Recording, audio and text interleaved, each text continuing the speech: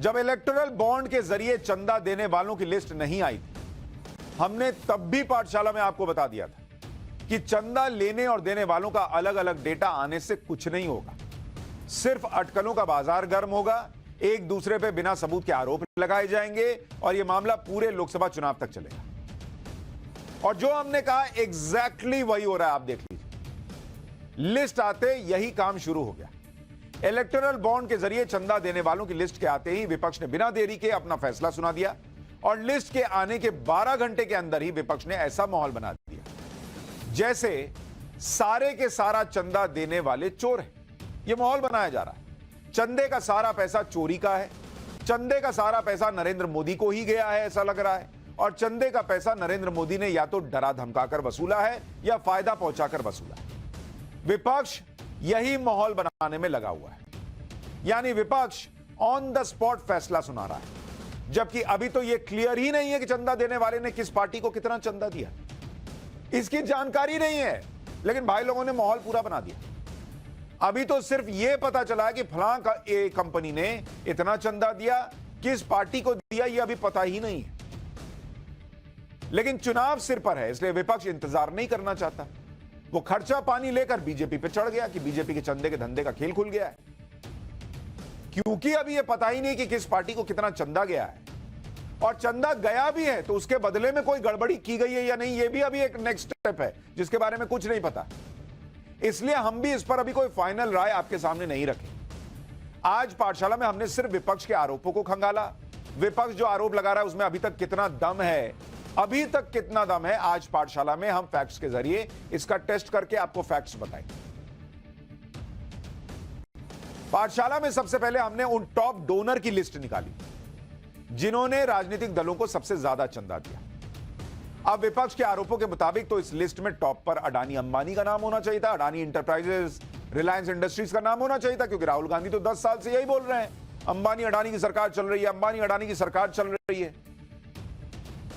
List आया तो ना अंबानी की जो है वहां पर रिलायंस इंडस्ट्रीज है, ना अडानी की अडानी इंटरप्राइजेस है।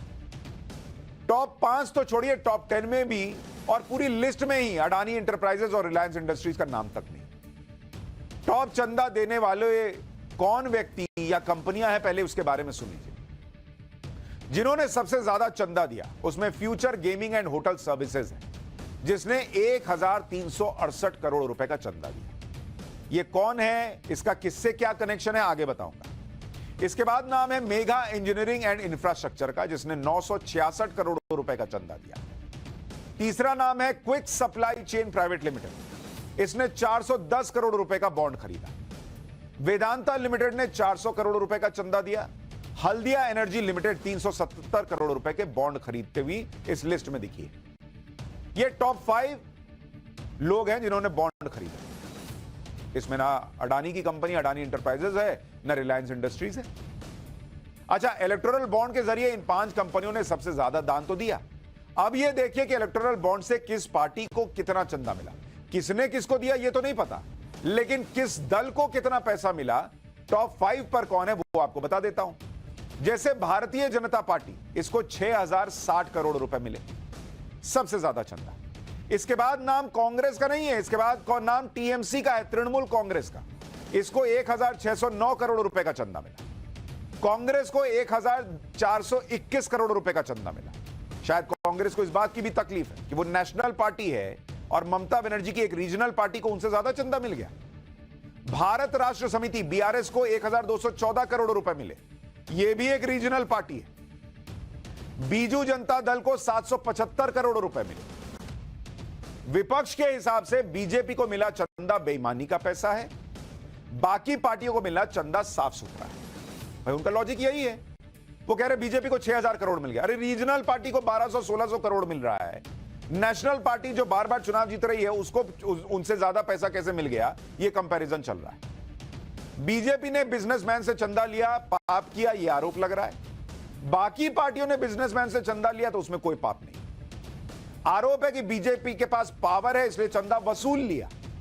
तो राज्यों में पावर तो ममता बनर्जी के पास भी है, कुछ राज्यों में कांग्रेस के पास भी है, बीजेडी के पास भी है, और कुछ वक्त पहले तक बीआरएस के पास भी थी।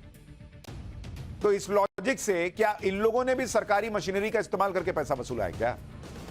और एक बड़ा सवाल जो लोग पूछ रहे हैं कि नरेंद्र मोदी तो इस वक्त सियासी रेस में सबसे आगे हैं, दुनिया भर में वर्ल्ड लीडर माने जा रहे हैं, इकोनॉमी को रॉकेट बनाए बैठे हैं, उनकी पार्टी चुनाव पे चुनाव जीत रही है, तो उनकी पार्टी को चंदा मिल रहा है, समझ में आता है। लोग पूछ रहे हैं कि कांग्रेस चुनाव पे चुनाव हार रही है, जो राहुल गांधी लॉन्च नहीं हो पा रहे, कांग्रेस का ग्राफ लगातार उनके कार्यकाल में नीचे जा रहा है, उन्हें कौन चंदा दे रहा है भाई? उन्हें किस बात को देखकर चंदा दे रहा है? उनकी पार्टी को कौन से बात का 1400 करोड़ मिला है? पब्लिक पूछ रही है। भाई आईपीएल होता है, जो टॉप का प्लेयर है उसको ज्यादा में खरीदा जाता है, ये तो समझ में आता है, उसकी बिडिंग ज्यादा में होती है, लेकिन जो प्लेयर नहीं चल रहा है उसको कौन खरीद रहा है भाई आईपीएल में? खैर ये सवाल है जो पब्लिक के मन में, सच क्या है वो तो चंदा देने वाला जाने, चंदा लेने वाला जाने। राहुल गांधी हालांकि ये आरोप लगा रहे हैं कि इलेक्टोरल बॉन्ड वसूली का जरिया था, जांच एजेंसियों का इस्तेमाल करके कंपनियों से वसूली की जा रही है और चंदा लेकर बड़े कॉन्ट्रैक्ट दिए जा रहे हैं। एक बार राहुल गांधी क्या कह रहे हैं वो सुन लीजिए, फिर मैं आपको फैक्ट्स के साथ सच बताना शुरू करता हूं।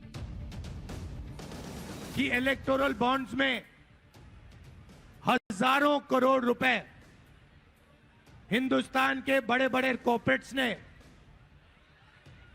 बीजेपी को, नरेंद्र मोदी जी को दिए, हजारों करोड़ रुपए।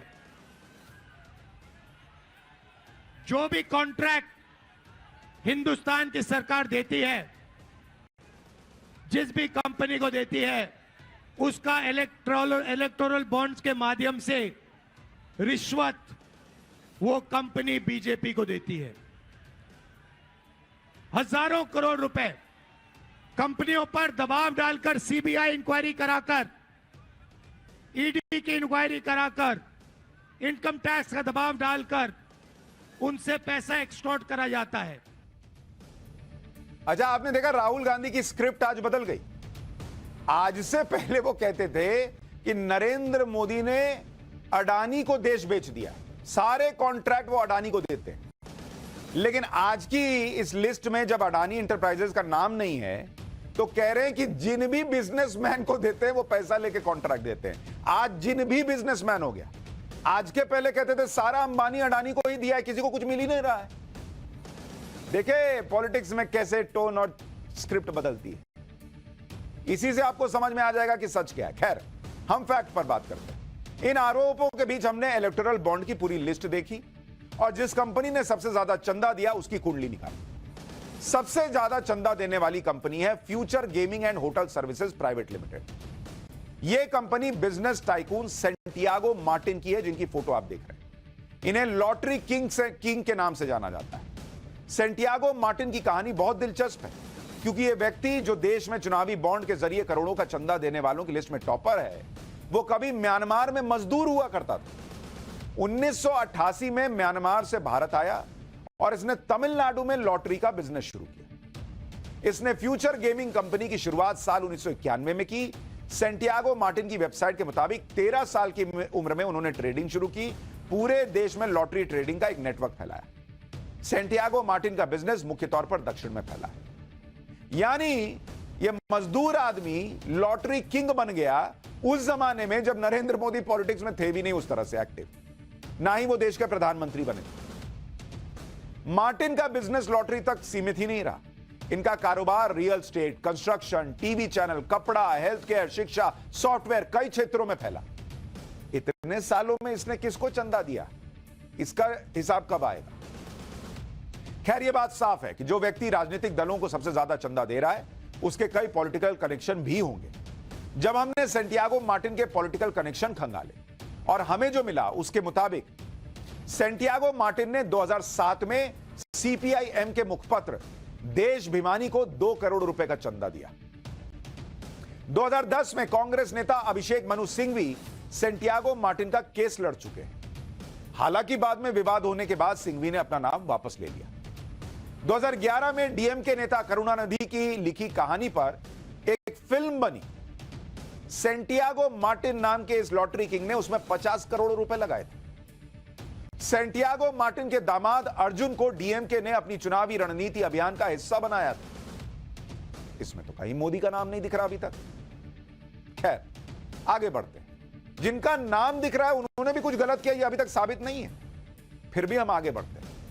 लॉटरी किंग सैंटियागो मार्टिन की जिंदगी का एक चैप्टर यह भी है कि इन पर 900 करोड़ के लॉटरी घोटाले का भी आरोप है कि लॉटरी की बिक्री के जरिए इसने सिक्किम सरकार को 900 करोड़ रुपए का चूना लगा दिया। इसी मामले में इनके पीछे सीबीआई से लेकर ईडी तक पड़ गई। ईडी के मुताबिक यह घोटाला 1 अप्रैल 2009 से 31 अगस्त 2010 के बीच हुआ। उस वक्त देश में नरेंद्र मोदी की सरकार नहीं थी। इसके बाद से इन पर लगातार जांच होती रही, अलग अलग एजेंसियां एक्शन लेती रहीं। अब देखिए, जब से मोदी सरकार आई तब से सैंटियागो मार्टिन, जिसने इलेक्टोरल बॉन्ड में सबसे ज्यादा चंदा दिया, उस पर कैसे केंद्रीय जांच एजेंसियों ने लगातार अलग अलग मामलों में एक्शन लिया। साल 2015 इनकम टैक्स का एक्शन होता है, 3 राज्यों में रेड पड़ती है, मामला टैक्स चोरी और वित्तीय गड़बड़ी का। फिर साल 2015 सीएजी की जांच का मामला, चुनाव में मार्टिन की तरफ से फंडिंग की जांच की गई। फिर साल 2016 गृह मंत्रालय का लेटर राज्यों को लॉटरी के संबंध में जांच के लिए कहा। साल 2016 में ही मनी लॉन्ड्रिंग के केस में ईडी की रेड पड़ी इसके यहां। फिर साल 2018 में सीबीआई की रेड का मामला अवैध लॉटरी और वित्तीय घोटाले से जुड़ा हुआ। साल 2019 आईटी का एक्शन होता है, इनकम टैक्स का 70 ठिकानों पर रेड पड़ती है, मामला टैक्स चोरी का होता है। साल 2019 ईडी का एक्शन होता है, 119 करोड़ की संपत्ति जब्त का मामला मनी लॉन्ड्रिंग से जुड़ा हुआ। साल 2021 ईडी का एक्शन होता है, 19 करोड़ की संपत्ति जब्त की जाती है, मामला मनी लॉन्ड्रिंग से जुड़ा हुआ होता है। अप्रैल 2022 ईडी का एक्शन होता है, 409 करोड़ की संपत्ति जब्त का मामला, लॉटरी स्कैम में मनी लॉन्ड्रिंग का केस। मई 2023 ईडी फिर एक्शन लेती है, 457 करोड़ की संपत्ति जब्त का मामला मनी लॉन्ड्रिंग से जुड़ा हुआ। और अभी 9 मार्च 2024 ईडी की रेड का मामला अवैध खनन से जुड़ा हुआ। अब सवाल यह है कि 2019 से इलेक्टोरल बॉन्ड के मामले सामने आने के बाद, इलेक्टोरल बॉन्ड की खरीद फरोख्त शुरू होने के बाद से लेकर 2024 तक इस आदमी को ईडी, इनकम टैक्स सब रगड़े बैठे हैं, छापे पे छापे पड़ रहे हैं।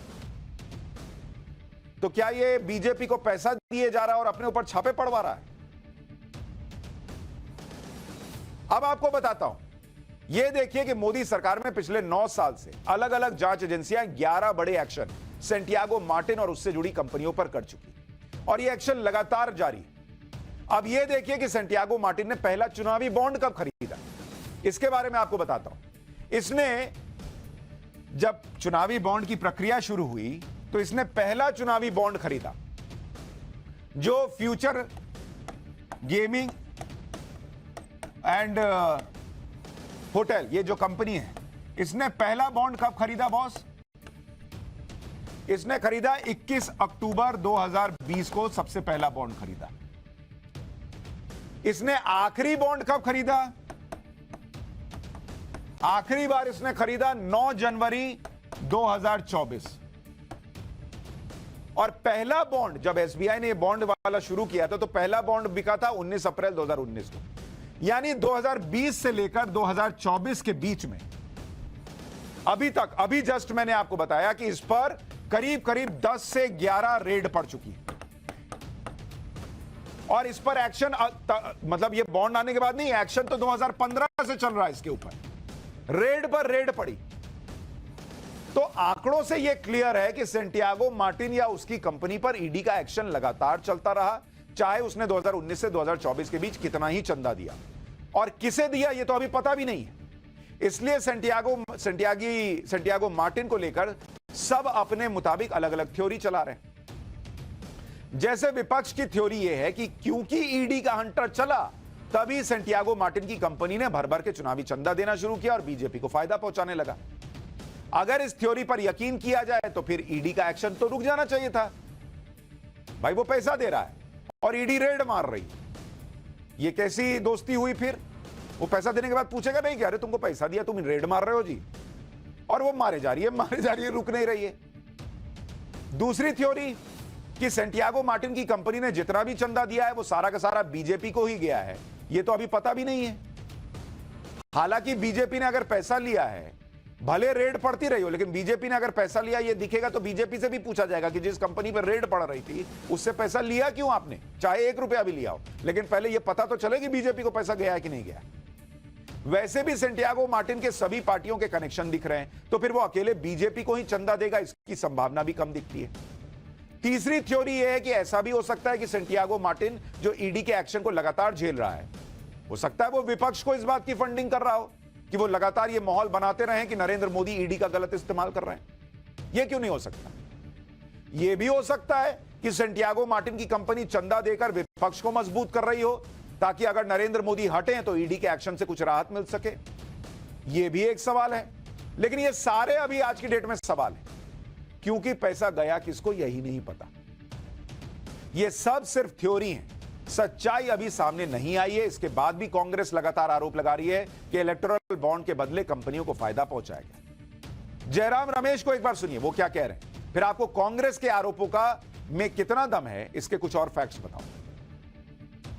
किस तरीके से ये इलेक्ट्रल बॉन्ड का दुरुपयोग किया गया है। 60% इलेक्ट्रल बॉन्ड सिर्फ बीजेपी को गए हैं, 60%, 60% बीजेपी को गया है। किस तरह से ईडी, सीबीआई, इनकम टैक्स का दुरुपयोग किया है, और जो जिन्होंने चंदा दिया है उनको क्या कहां से कॉन्ट्रैक्ट मिले हैं, हाईवे के कॉन्ट्रैक्ट मिले हैं, टनल के धंधे मिले हैं, और कोई प्रोजेक्ट मिला है, तो ये सब मिली भगत है। कांग्रेस लगातार आरोप लगा रही है कि केंद्रीय एजेंसियां छापा मारती हैं और बचने के लिए कंपनियां चंदा दे देती हैं।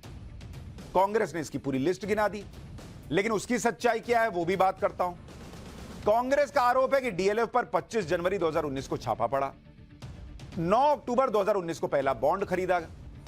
अब इसका फैक्ट यह है कि डीएलएफ तो 2020, 21, 22 में भी बॉन्ड खरीदता रहा और उस पर 2023 में भी छापे पड़े। कांग्रेस का आरोप है कि 19 फरवरी 2019 को डिविस लैब पर इनकम टैक्स की रेड पड़ी और 5 जुलाई 2023 को डिविस लैब ने इलेक्टोरल बॉन्ड खरीदा। लेकिन सवाल यह है कि वो 4 साल बाद बॉन्ड खरीदकर जो है अपने ऊपर जांच रुकवा रहा है। ये केस से कैसे जुड़ा है ये भी बताना चाहिए ना भाई, कि 19 में छापा पड़ रहा है, 23 में वो बॉन्ड खरीद रहा है, 4 साल सोया रहा, फिर बोला कि अच्छा एक काम करते हैं बॉन्ड खरीद के आपको पैसा देते हैं। कांग्रेस का आरोप है कि नवयुग इंजीनियरिंग ने 90 करोड़ के इलेक्टोरल बॉन्ड खरीदे। 18 अप्रैल 2019 और 10 अक्टूबर 2022 के बीच ये बॉन्ड खरीदे गए। यही कंपनी उत्तराखंड में सुरंग बना रही थी। 17 दिन तक 41 मजदूर इसमें फंसे रहे, मामले की जांच तक नहीं की गई। जबकि इसका फैक्ट यह है कि टनल हादसे की जांच एक्सपर्ट कमेटी कर रही है। Additional DG BRO RK Dhiman इसके अध्यक्ष हैं। इस कमेटी के आईआईटी दिल्ली के प्रोफेसर केएस राव सदस्य हैं। डीटीयू और रेलवे के अधिकारी जांच कमेटी के सदस्य हैं। 2019-20 में सीपीएम को भी इस नवयुग से 50 लाख रुपए का चंदा मिल चुका है बॉस।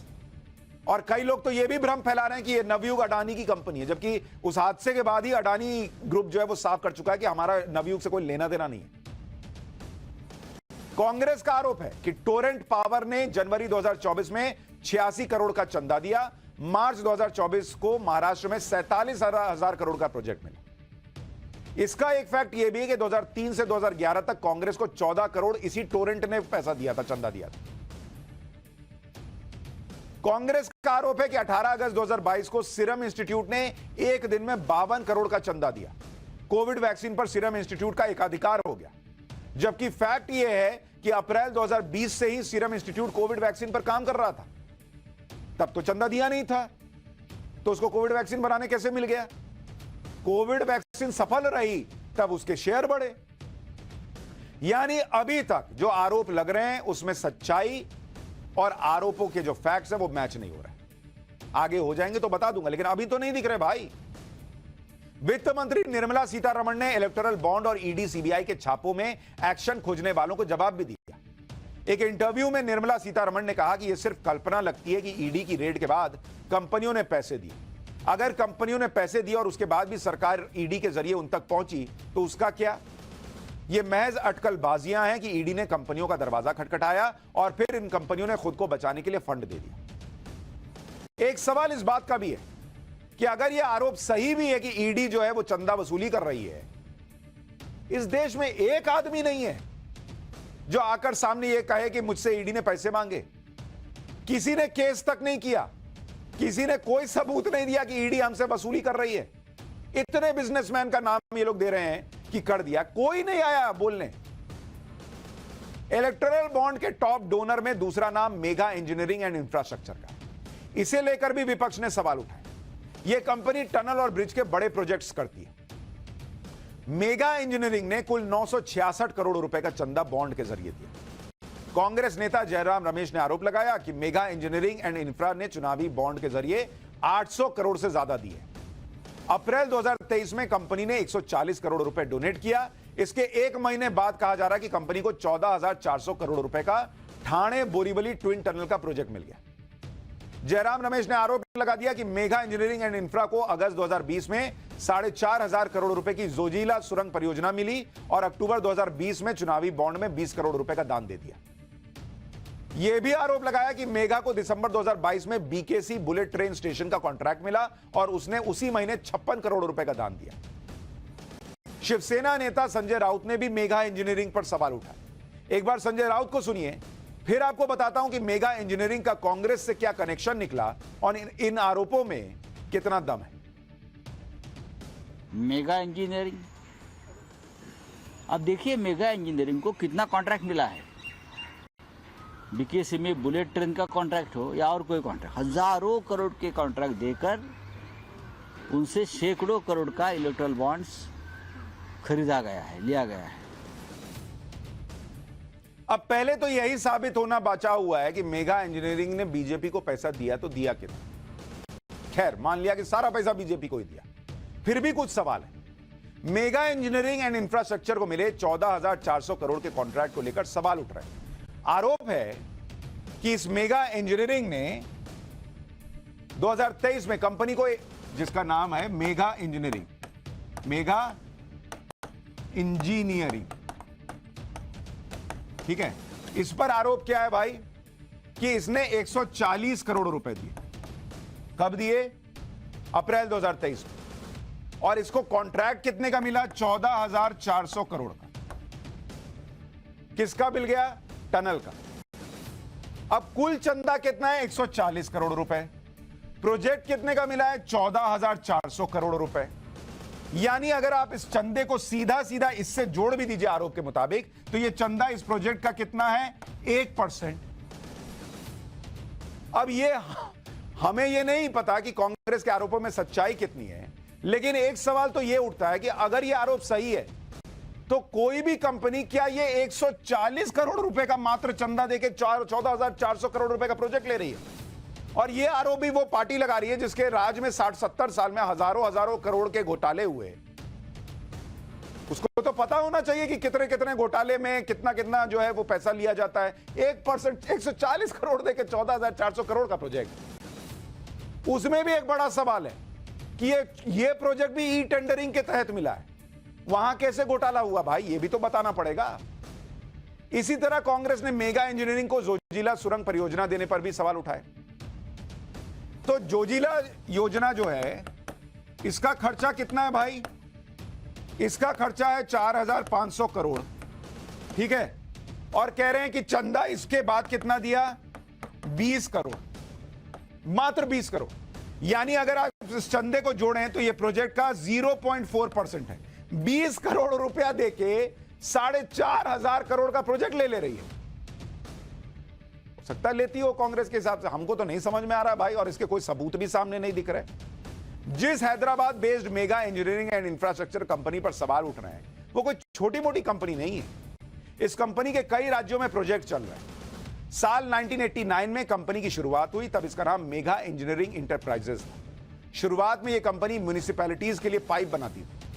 फिर साल 2006 में इसने अपना नाम बदला और मेगा इंजीनियरिंग एंड इंफ्रास्ट्रक्चर बन गई। इसके बाद से कंपनी इंफ्रास्ट्रक्चर से जुड़े बड़े बड़े काम, जैसे बांध बनाना, पावर प्लांट, टनल, रोड से जुड़े प्रोजेक्ट करने लगी। तेलंगाना में जब बीआरएस की सरकार थी, तब इस कंपनी को सिंचाई प्रोजेक्ट के लिए 1.5 लाख करोड़ का ठेका मिला। 1.5 लाख करोड़। कोई ये तो नहीं पूछ रहा कि बीआरएस को चंदा गया कि नहीं गया। और बीआरएस उन टॉप 5 पॉलिटिकल पार्टी में है जिन्हें बॉन्ड से सबसे ज्यादा चंदा भी मिला है। लेकिन चूंकि घेरना मोदी को है, तो मेगा इंजीनियरिंग को कोई बीआरएस से नहीं जोड़ रहा। कंपनी के मुताबिक यूपी से लेकर दर्जनों राज्यों में उसके अलग अलग प्रोजेक्ट चल रहे हैं। इसमें बीजेपी के राज्य भी हैं और कांग्रेस शासित और विपक्ष शासित दूसरे राज्य भी हैं।